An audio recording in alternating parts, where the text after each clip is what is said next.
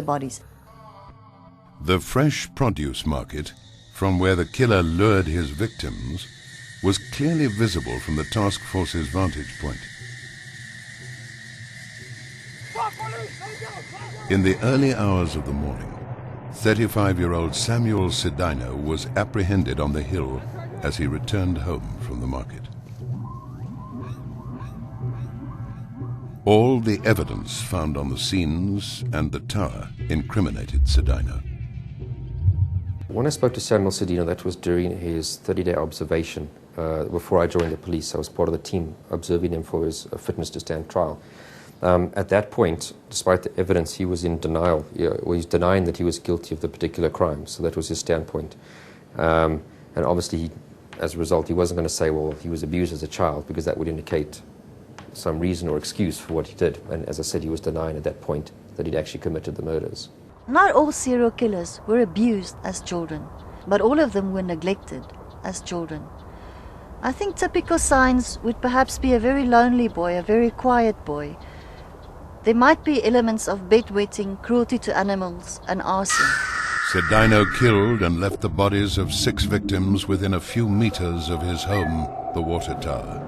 In a later confession, he pointed out his crime scenes, including a cadaver on a hill to the north of Capitol Hill. He gave his victims fictitious names and called the process of having sex with a victim making them pretty. 7 bodies were recovered, but there were 14 crosses marked inside Sedino's jacket. I didn't have time to draw up a profile on the Capitol Hill serial killer. We arrived at the crime scene and he was arrested a day after.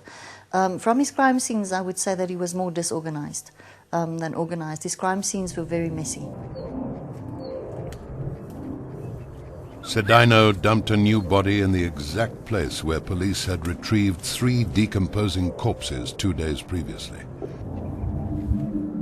He was neither stupid, nor did he try to provoke the detectives deliberately. He was merely a creature of habit, like most of us. This principle of habit is a fundamental aspect of criminal profiling, while violent crime seems to be a male tendency. In general, violent crime is more likely to be committed by males. That's quite a known fact in crime statistics.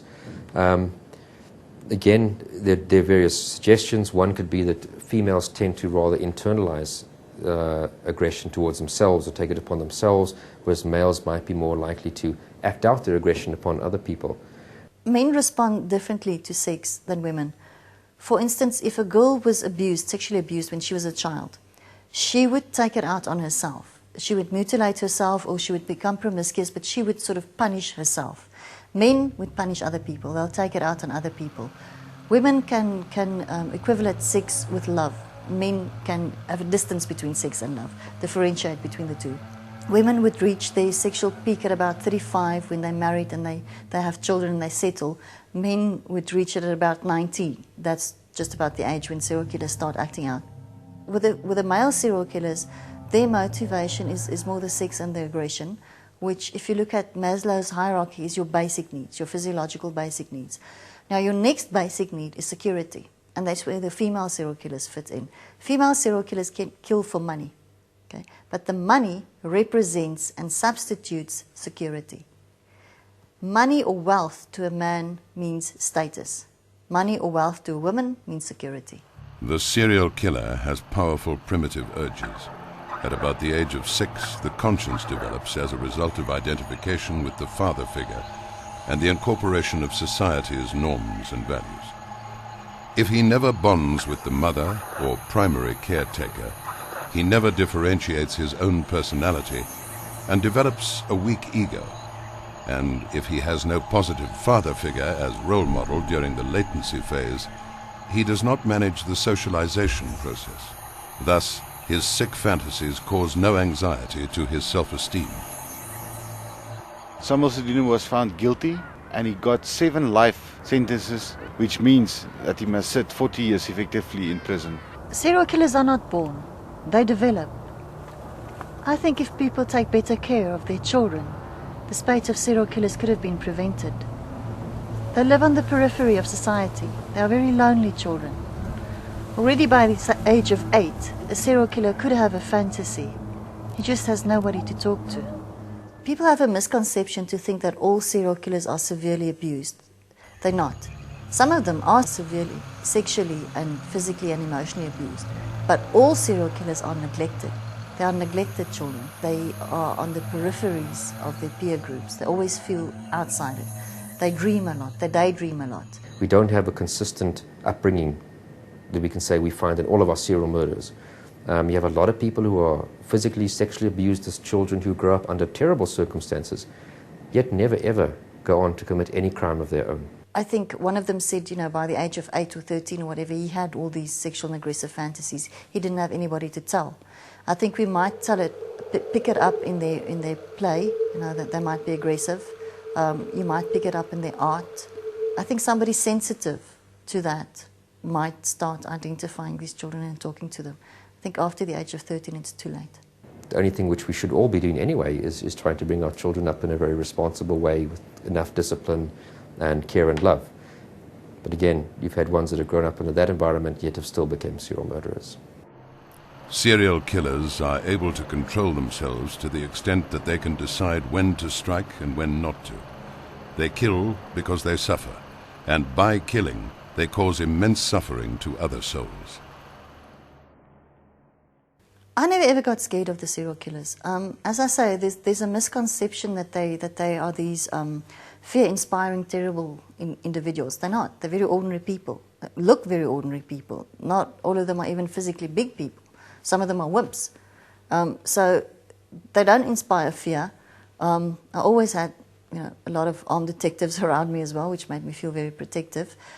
Also, I didn't fall within the victim category. With regards to fear, because of the work that we do, as I said, I don't have any particular fear that I'm going to be a target of a serial murder that's coming to hunt me down. I think that's more of a Hollywood kind of thing. And I think my two colleagues who are females and have been in the unit for numerous years, I think they also share the same feeling that they don't particularly fear that they are at risk of a serial murderer trying to track them down because of what they do. When I arrived on the mountain that morning, I didn't realize that this would be my very last crime scene in the South African Police Service.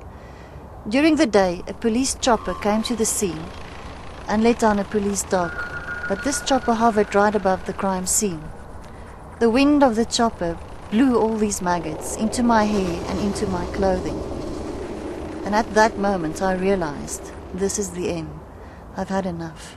I can recognize that there was a lot of damage to me, which I take responsibility for. I'm the one, who did the job. I didn't take precautions of defending myself against the psychological onslaughts in the beginning. I never took a break. I just kept on doing it, which I don't think was a good thing. I didn't really trust people to talk to them. It was only near the end, that I sought therapy for what I was going to. I have been in the South African Police Service for 20 years, so I'm used to it. Murders of children still upset me, but I don't discuss my work with my family. I think this job, without a doubt, does affect your life in various ways. As I said, you're on 24-hour standby, so you can get a phone call any time of the day or night to come out to a crime scene, or be told to go down to Durban or Cape Town, and you can be away for a few days or a week or two. So that has an impact. I think if I speak from my own experience, and I think it's quite similar for my colleagues, it's not something that you can really talk about over dinner or dinner parties. You get a lot of people who are very interested and want to ask, but we don't really like to satisfy people's morbid curiosity. So you almost avoid talking about what you do for that reason, which means often what are you left with to talk about?